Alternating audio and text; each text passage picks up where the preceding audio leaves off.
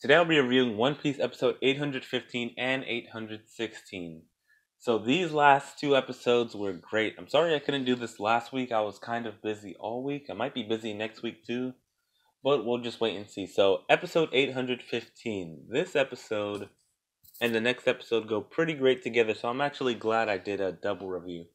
So episode 815 was called Goodbye Pudding's Tearful Determination.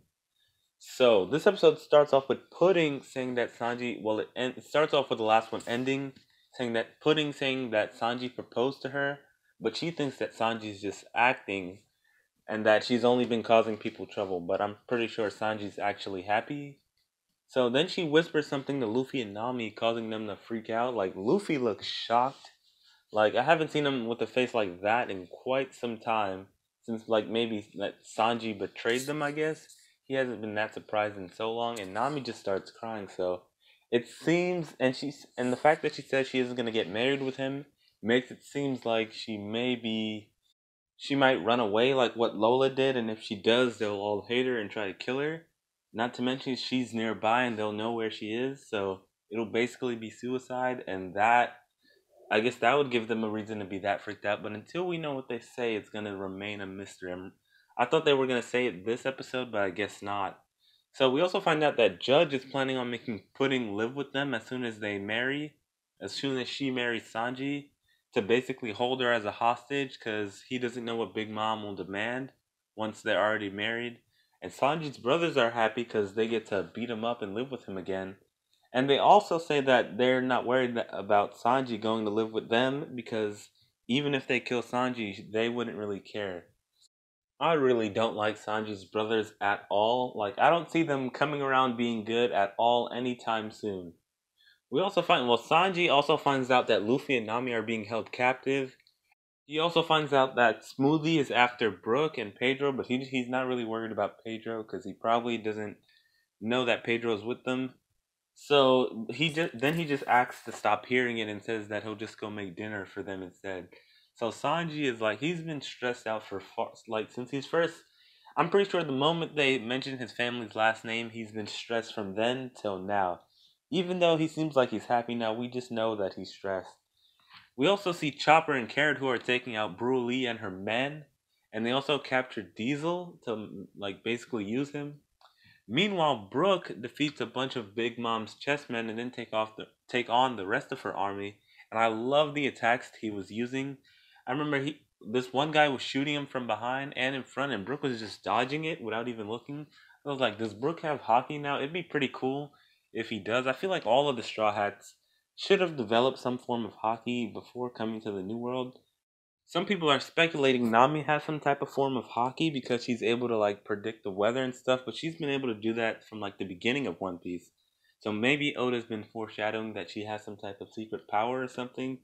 And we've seen that Usopp's been able to like see really far away, and apparently what he used on back on Dressrosa might have been another form of hockey.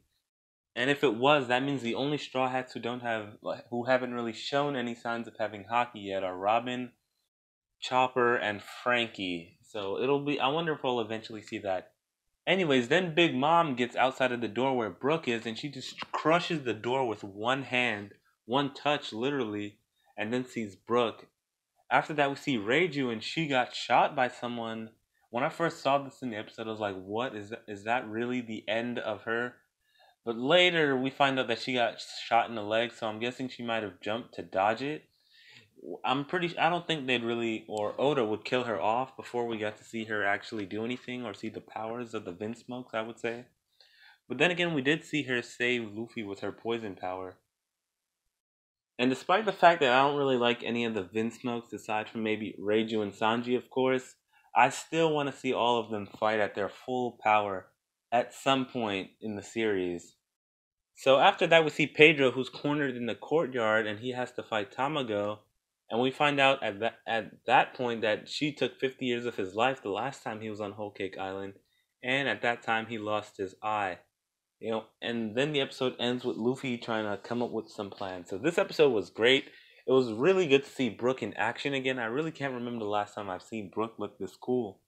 I feel like the last time we saw any of the Straw Hats actually give it their all was the Dressrosa crew, Or the team that fought on Dressrosa, like that was great. I'm really expecting like the same thing from the members that are already here. We've already kind of seen that from Chopper and Nami when she helped fight Cracker. But I'm really, and Brook has been showing it in the past few episodes too.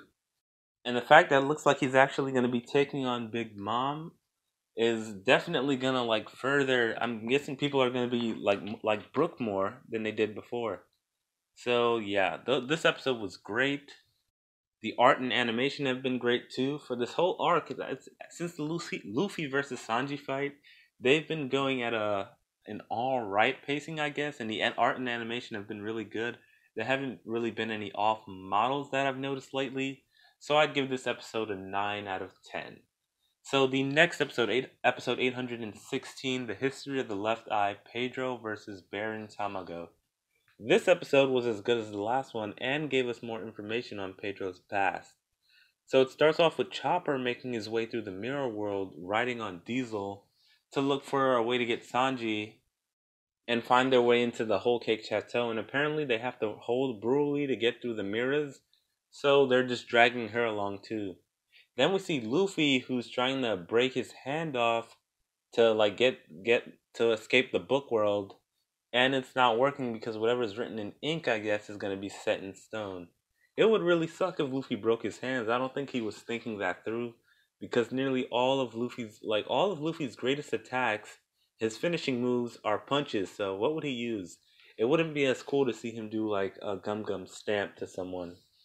Just imagine him finishing off Rob Lucci or Doflamingo with a Gum Gum stamp like that. I don't think it'd have the same impact unless you consider it him just stomping on someone. That would be cool. But kicks are already kind of Sanji's thing, so he can't really steal that. Anyways, then we see Reiju and Pudding finds her all bloodied up, so I guess she just takes her to her room. Then we get to Brook and Big Mom. She asks what he's doing here, and he straight says to her, "I'm here to get a copy of the Road Poneglyph." And Big Mom's like, "Well, I like your honesty." So then she asks him to come down, and Brook just pulls out his sword and says he won't leave until he finishes his mission, and that's to take her down and to steal the Road Poneglyph. So Brook is the first Straw Hat to actually challenge a Yonko in front of them. Luffy has done it over the phone twice now, but he's never come face to face with an emperor and challenged him. I guess he met Blackbeard inside of Impel Down, but he wasn't a Yonko at that time, meaning he wasn't as powerful. And correct me if I'm wrong, but I'm pretty sure Brook is gonna be the first person to actually battle a Yonko. The first Straw Hat in the series to actually battle a Yonko. So this is gonna be something for the One Piece history books. Brook versus Big Mom. This might be the greatest fight Brook has. Well, it's already gonna be the greatest fight that Brook has ever had to face so far. Like this is looking like it's Brook's year. If like if the first half of the year was for Sanji, this rest of the year going into next year is definitely gonna be for Brook. So the moment Brook challenges her, she summons Napoleon and Prometheus, the thundercloud and like the fireball. And she also summons Napoleon, her hat. I'm not sure if her hat actually does something or it's just like a complementary piece, so it's a trio. But yeah. After that, we don't get any more of that for the rest of the episode. That's classic One Piece. You get us really hyped for something all at once, and then you just take it away for who knows how long. So then we get to Pedro versus Baron Tamago, and we find out that Pedro had a bounty, or he still has a bounty of 382 million berry, and Tamago has a bounty of 492 million berry.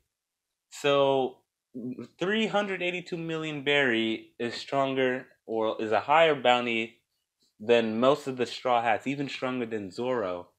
So that's already something, but then again, they probably need to update Zoro's bounty because I don't think I feel like he's worth more.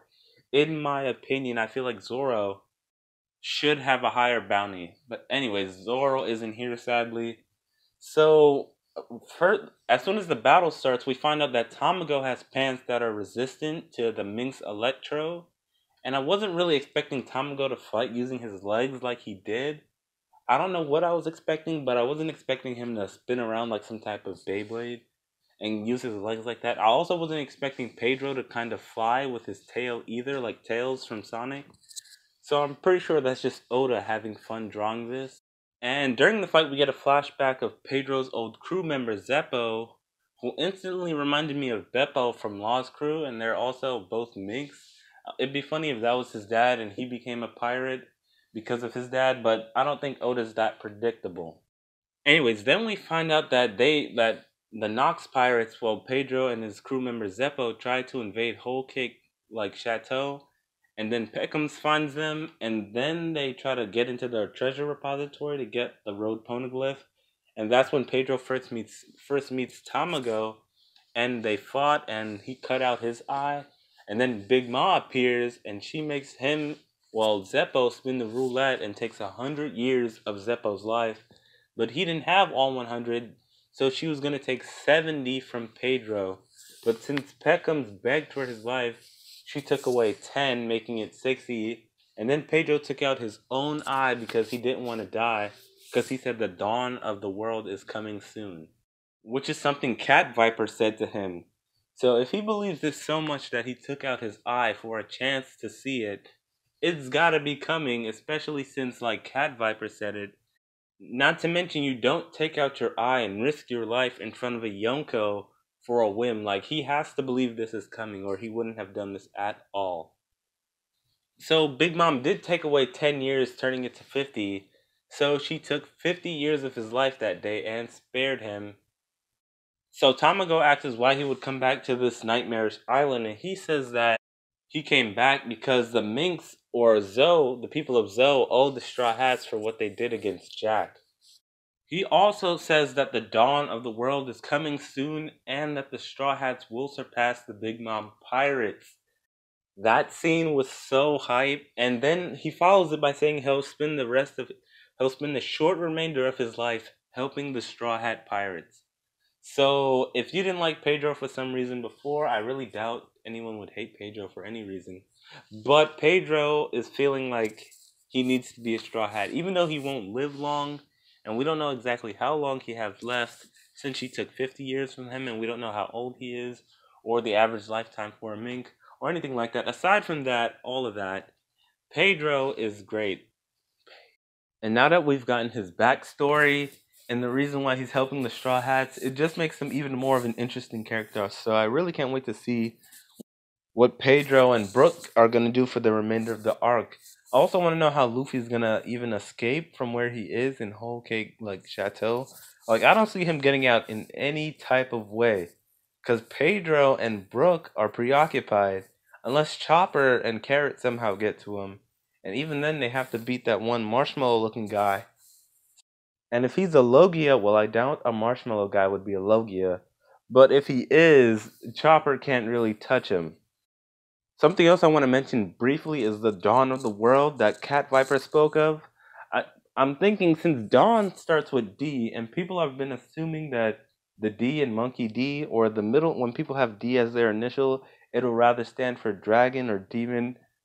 But it may actually stand for dawn, as in the D's will bring the dawn of this world, considering how Gold Roger discovered the One Piece.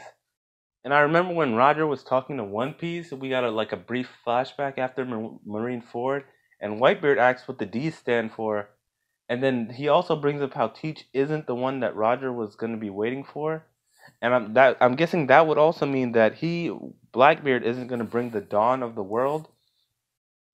Anyways, those were my thoughts on what it could possibly mean.